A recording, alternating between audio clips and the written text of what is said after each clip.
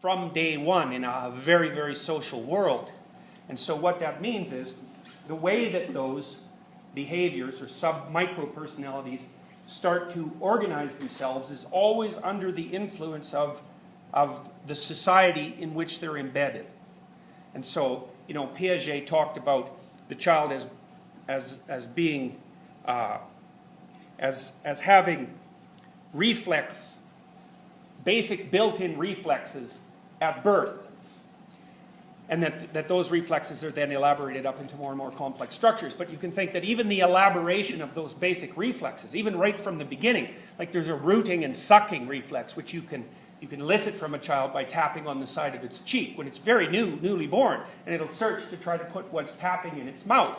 And that's part of the reflexive process, the built-in perceptual motor unit that allows the child to begin to suckle. Now the thing is, though, what it's suckling isn't a static and objective entity, it's a person. And part of breastfeeding is the establishment of a relationship, a complex relationship, because it's also not only a feeding relationship, it's a caring relationship, it's a relationship that's based on tactile interaction.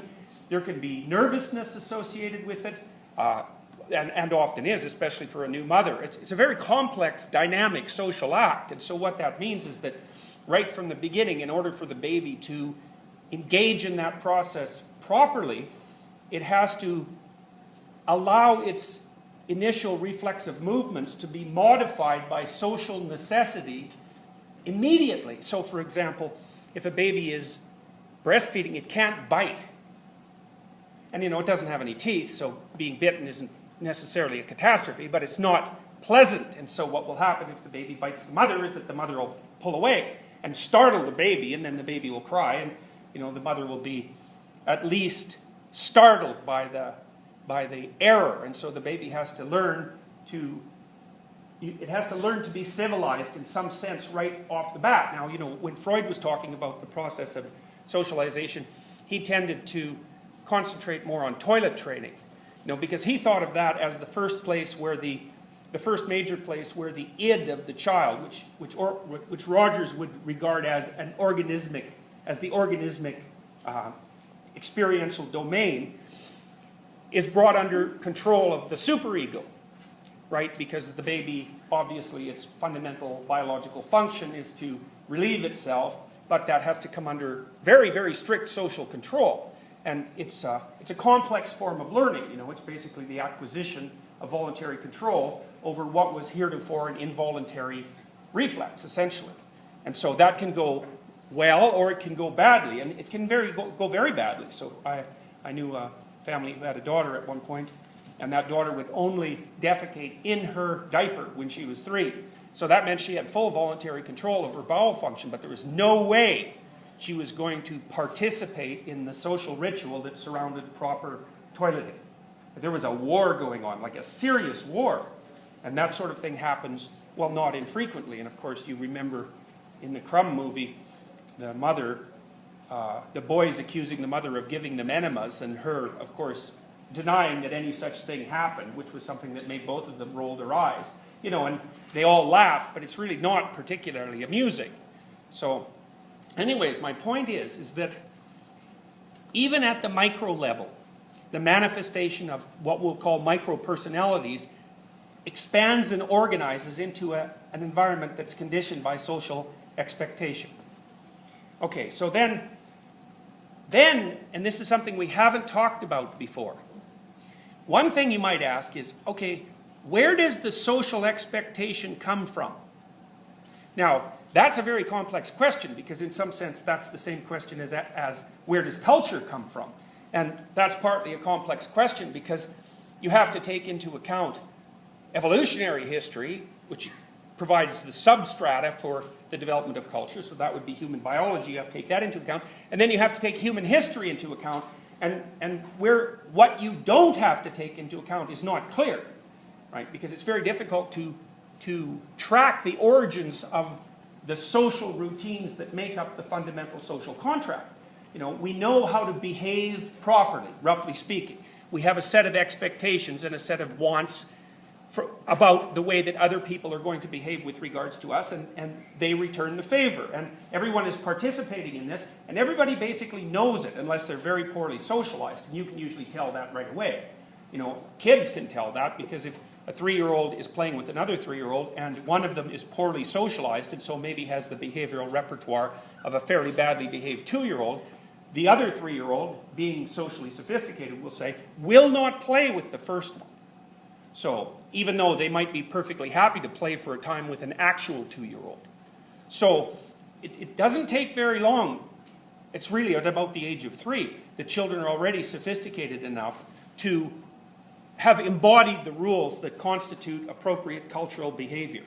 And those rules, or they're patterns actually, they're not exactly rules for the child, because the child couldn't explicitly state them, but they can act them out. Now you remember, Piaget talked about this a fair bit, right? Because he said that part of the way that the slightly larger micro-personalities, say of a 2-year-old, are integrated into the broader social world is through games that are played with peers and with older children. And the games are ways that, like a game is fundamentally a negotiated sphere of action and perception that has a particular goal, and the goal is defined by the players, and the sphere of interaction is defined by the players. And so then if you're a good player, what happens is that you become part of a higher order structure, and the higher order structure is the game. So if you're playing soccer, all of a sudden, if you're civilized, what you do is you manifest those behaviors that are appropriate to playing soccer, and you voluntarily subordinate your individuality at that point to the higher order structure of the game that's a communal agreement. So it's a basic social contract. And so you practice being part of basic social contracts by playing games. And you can do that with games that are, in some sense, relatively straightforward and regulated by strict conventions and articulated rules. And so that would be like a soccer game. Or you can do it in a more complex way and a less structured and less articulated manner by engaging in dramatic play. And so what children usually do when they're doing that is that they'll gather around a little group and they'll lay out the drama. So the drama would be, we're going to simulate X. We're going to simulate a family. And then everybody is assigned a role. And so you're supposed to act out your role, but exactly how you're supposed to act it out is left open during the game. So you can riff and improvise. And basically what children are doing when they're doing that is acting out the family. And, because they need to get the family in their bones, because being a parent isn't a set of ideas about parenting, it's a set of behaviors. It's a dance that you learn to have with your children and with your partner. And it's very complicated, and the rules go far beyond what you could ever articulate. Because you can ask yourself a question like, well, how should you discipline a child? Well, first of all, you can argue about that forever. But second of all, you cannot actually elaborate a set of principles that will guide your behavior in every situation where a child is likely to disrupt the social circumstance. So you have to be smarter than you can say in order to be good at doing something as complicated as disciplining a child. Because discipline also means encouraging, right? Because part of discipline is, well, you shouldn't do those things, but another part of it is you should definitely do more of those things. And so it's the inculcation of a moral code, and a lot of that's done through nonverbal behavior and through providing a role model for spontaneous imitation and all sorts of things that aren't verbal. Okay, now, so Piaget talked about the game, and then you could think that games become more and more complex and more abstract and more like real life as you mature, until maybe the games transform into what sociologists would refer to as roles. So the role you're playing at the moment, at least in principle, is student. And, it's a game, and it's a game because it's a fiction in some sense. It's a fiction, it's a dramatic fiction in some sense. The only reason that it exists as a role is because society is structured in such a way that enables you to do what you're doing and to live at the same time. So it's not exactly adaptation to the normal, to the natural world in any sense of the, in any sense of the word. But it's also real life, or maybe it's almost as close to real life as you ever get, because almost everything that modern people do, and maybe this is true for a long time into the past, is game-like in its structure. So the games just get more and more and more, they're more and more encompassing in some sense, but you can almost say that it never comes to the point where what you're doing is no longer playing a game. Now that's a bit of an oversimplification, but because there are games and metagames, but we won't talk about the metagames at the moment.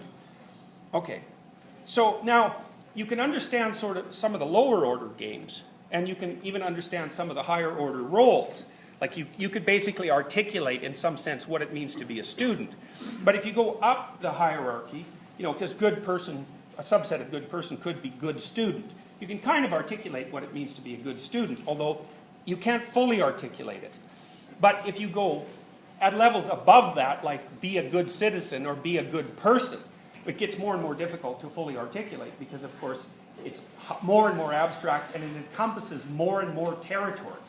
And so by the time you're at the top of the hierarchy, so to speak, be a good person, well, it's a much more complex phenomena than you can articulate. It can't be fully articulated. Now, I want to read you something that Nietzsche said.